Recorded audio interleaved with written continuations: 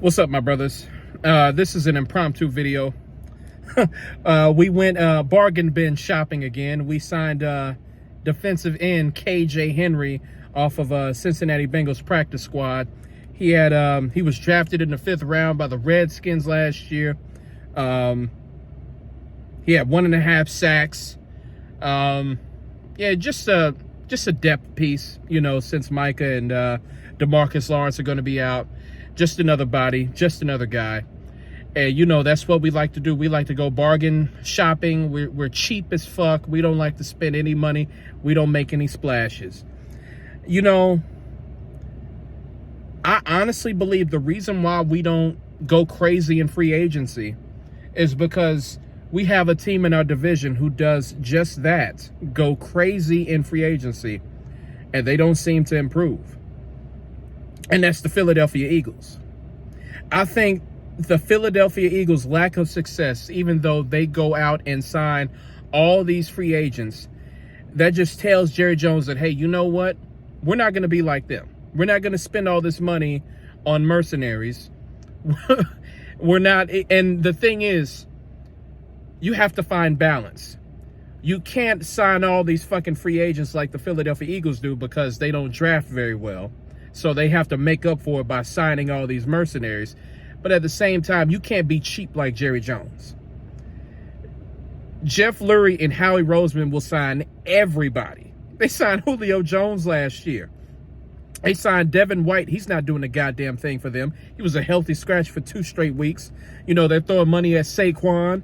They're throwing all this money at everybody. But they're 2-2. They're 2-2. They have nothing to show for it.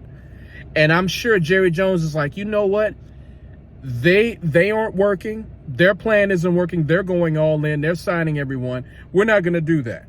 So I'm going to just be a cheapskate over here. Just go bargain bin shopping and hope for the best.